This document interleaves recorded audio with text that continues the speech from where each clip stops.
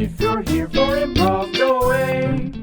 This is Other Than Improv with Anthony Francis. Hey everyone, welcome to another episode of Other Than Improv. I'm your host, Anthony Francis, and here at Other Than Improv, we explore the lives of improvisers. We talk to them about some special skills they have, talents, stories, maybe a job that they had or have, whatever it is. We take improvisers and we talk about anything but improv. Some people have asked why I do this. I couldn't tell them. Our guest today, though, is someone very special. She just taught for us at the Palm Beach Improv Festival, and we couldn't be happier. It was so great. I had to ask her to come on the show. She is an improviser. She has trained at UCB in New York, the Magnet Theater, Second City in Chicago, the Annoyance in Chicago. These are huge improv theaters, by the way, huge improv schools. She's got a BFA in theater arts from the University of the Arts. And currently, she's the artistic director of Curious Comedy Theater in Portland, Oregon, which I just had the pleasure of being at for their festival last year, pre-COVID. And it was a wonderful festival, a wonderful theater, and a just amazing space. So without further ado, ladies and gentlemen, Kristen Schier. Hey, Kristen. Thank you so much for having me on. I'm so excited to be here. I don't know if you can hear my cat is singing the song of his people. And I don't know what that's about. And thanks also, I just want to say again, for having me out at the Palm Beach Improv Festival. It was so fun to perform, so fun to teach. So thank you. You guys did an incredible job with the festival. Well, thank you so much. I couldn't do it without Marissa. I couldn't do it without the community. And it's just a blast. It really is. But thank you. Yeah, it was just a lot of fun. 5 days of improv in a way I've never hosted it before. So all online, digital, it's been a thing. I feel very close to this chair now. We've spent a lot of time together. Yeah. Sitting in this chair. and then this morning I woke up and I had to go do work and I was sitting in this chair again. I was like, okay. But I went for a run, so that was nice. That is nice, yeah. So enough about me, and definitely enough about improv. We want to talk to you, and I'm excited because we have two very interesting topics that we're going to talk about today. We're going to be talking about being a clown and being a cancer survivor. Yes. So I don't know which one of those should come first, so we're going to start with alphabetical order, and we're going to start with cancer survivor. So you are a cancer survivor. What was that like? When did that happen for you? Where does that story start for you? Thanks for asking. Yeah, I'm so grateful to get an opportunity to talk about it, because I feel like there are a lot of people, unfortunately, who experience receiving a very scary diagnosis, and sometimes it can feel really isolating to get like that kind of diagnosis. And I don't think people talk about it enough, so that there's a lot of scary stories, to be sure, but there's also a lot of success stories. And I feel like if people heard those more, they could maybe be less afraid or feel a little less alone. So I like to talk about it for those reasons. And for me, it kind of all started maybe about 3.5, almost 4 years ago now. And basically I was having symptoms. We don't have to get too into the mix, but Sure. Basically I want to share with people, like, if anything's going on that just feels off, talk to a doctor and keep talking to doctors until you're really satisfied, because it took a while for me to actually get diagnosed with what was wrong with me. And it's like you hear those things, like people saying, like, I just felt like something was off, right? And that was also my story. And it wasn't some like weird like intuition or something. I just knew something was off. And I just kept insisting to doctors that, like, no, I think something else is going on. And I eventually got to see a specialist. The type of cancer that I had was cervical cancer, by the way, which is maybe why I'm dancing around like, oh, I went to the gynecologist, Right. Like, but I saw a specialist, and the specialist said, I'm going to have to do some tests, but I'm very concerned.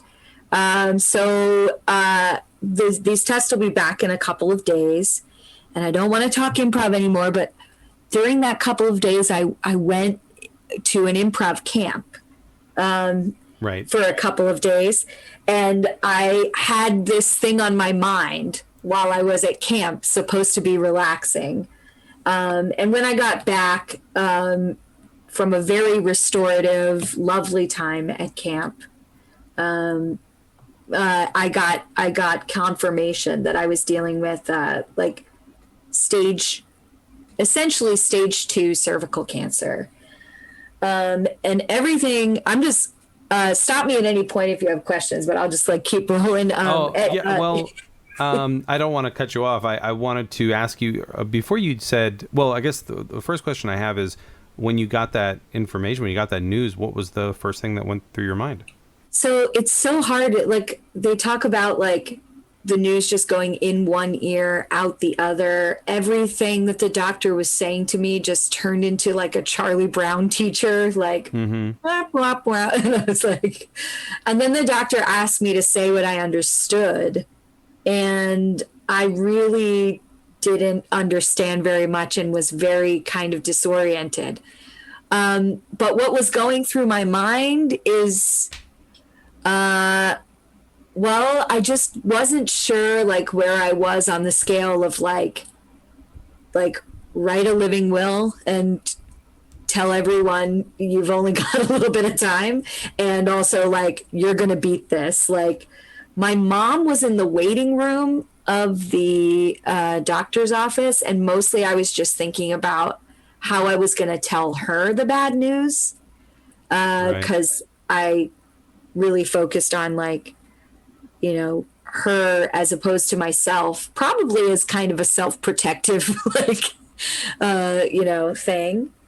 But my mom was just amazing. Of course she was upset. Of course she was, very,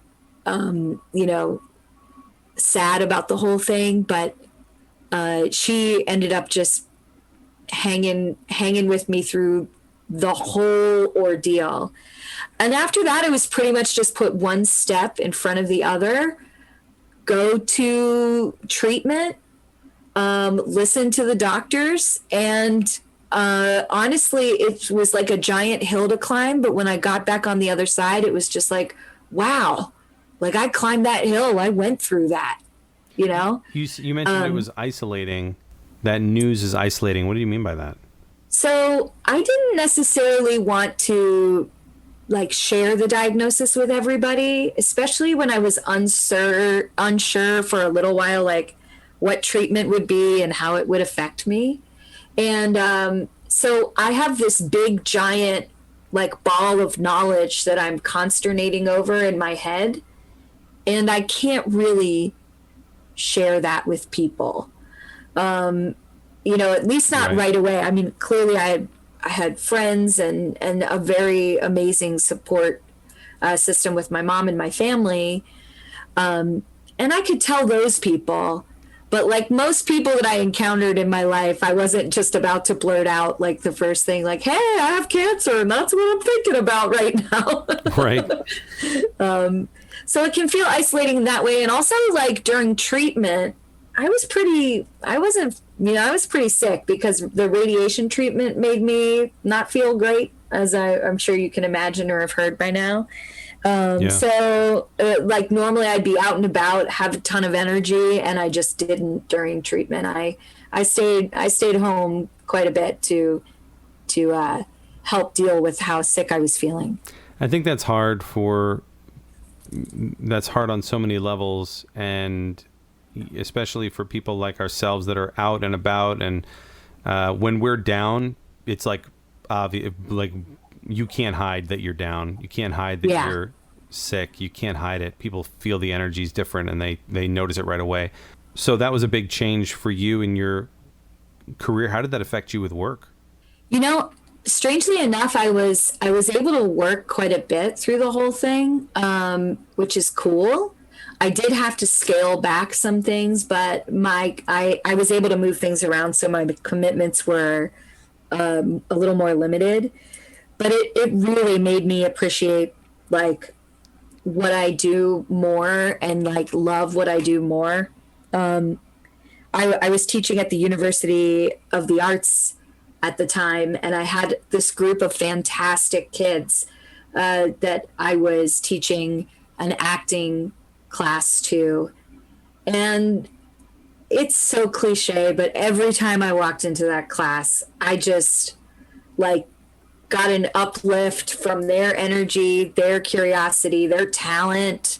It was the students just probably had no idea how much I appreciated like them through that time, even though I never really disclosed anything about my condition to them. I told them that I was sick and I wasn't feeling well, but and I'm sure a few of them could intuit it, but they were just such a buoy to me in that time. So that's great. Yeah, the classes, as someone who also teaches, that is the most good I feel is at the end of teaching classes. Teaching people is just energizing. It is. Most of the time. Let's all be honest. Most of the time. What is, I guess, the takeaway? What did you learn from this experience, or how has this changed you? I would imagine that, when you're faced with a challenge now, you're like, this is hard, but it's not. Yeah, it is a little like that. Like I kind of give myself some badass points for going through what I went through. It has made me appreciate the miracle of modern medicine and science. So maybe miracle is the wrong word. I am a big appreciator of science and everything that doctors have figured out to how to help people. And the other thing is like, I mean, first of all, for anybody listening, like I'm free and clear now, 2 years. I feel great. I have regular checkups with the doctor, and there's no evidence of disease right now, so I'm on the right path. Who knows what the future holds for any of us? But as far as I can tell, I'm really healthy, and that's the way I plan to stay. And the big takeaway is just like, oh man, life will throw you some curveballs. I think we're all being thrown some curveballs right now, but people are more resilient than they even know. And it's really important to surround yourself with people who love and care about you, because like I said, my boyfriend, my family, my friends were just so helpful to me during that time. Yeah, anytime a friend goes through this, I had a friend who went through this. She had breast cancer, and all you can do is be there for them, and then you just watch them transform into a stronger person. Yeah. I just wanted to say that to you, because I feel weird going to break, but it's the only way we can go from cancer to clowning, guys. I don't know what I'm doing. First time doing this. We need a little break in between. We're going to take a quick break. We'll be right back with Kristen, but right now, a word from our sponsor. This podcast is brought to you by sponsorships. We don't have any. And we're back. Kristen, you are, sure, you're an improviser, but more so, you are something else, something that some people are afraid of, something that some people are afraid to even approach. But I know that deep down, it is truly an incredible art form. Can you please tell us a little bit about how you became a clown? Thank you so much for asking. I have always loved comedy, and I have had the wonderful experience of training with a lot of people who are into like French theatrical clown or physical theater clown. Yep. The good including stuff. Just some amazing teachers. I wish I was coordinated enough to like ride a unicycle and juggle. I'm working on those things because I'm really fascinated by them. But unfortunately, the type of clowning I do doesn't necessarily involve those things. It's more about creating a character And I've been into clowning now for for several years, and gotten to train with some amazing people. Do you have a clown name? Yes, my clown name has changed quite a bit, but I have a clown that I call Rocket, and I used to have a clown with a very long name named August Von something something or other, which I can't remember right now because it was like 8 years ago. But more often than not, I perform this sort of clown adjacent character called the Junior Star, which is a star that is working on becoming an actual star. And the way that the character works on that is by asking the audience for help practicing granting wishes. So if it can grant a number of wishes, then it can become a real star. And basically, the character just interviews people and talks about what they want. It's usually a fun time performing that. Wow, that's interesting. I fell down the rabbit hole of clowning just a touch in some YouTube videos. I watched an incredible performance. I want to say it was a French clown. There was foam that got blown across the audience at the end. It was incredibly moving. It was emotional. It was really well done. And from that moment forward, I said, clowning's the real deal. And I've tried to implement some of the physical clowning aspects into my own work with the physical gags, of not solving the problem, where it's like, you've got a folding chair and you can't quite, you never quite get it unfolded and sit in it. That sort of thing. Can you talk to the physical comedy of clowning? Yeah, I can talk to it about like basically using clown logic, right? Like clown logic. Yes, I want clown logic. What is this? What is clown logic? Clown logic is like somebody who's maybe brand new and doesn't have the context to understand something is a chair and might see it as a completely different thing, and then begin to use it in ways that are like not necessarily related to it being a chair. You could use a chair as a hat or as a boot. And clown logic is like finding the most ridiculous, roundabout, sort of Rube Goldberg-esque way of solving a problem or getting into your shoes. I love that. It's never straightforward and it's never simple. Yeah. It's almost tragedy, or it's just problem after problem. Clowns make other people laugh, but their life is struggle. Yes. Right? Like that's what it looks like from the outside. I really don't know. I have a book I've read half of on clowning. I read The Art of Clowning, read half of it. I was really just mining it for improv tidbits, to be honest. But yeah.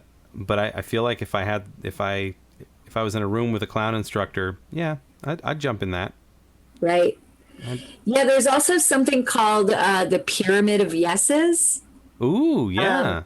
Which is like now this is going to sound like, and this is probably one of the reasons why people are afraid of clowns.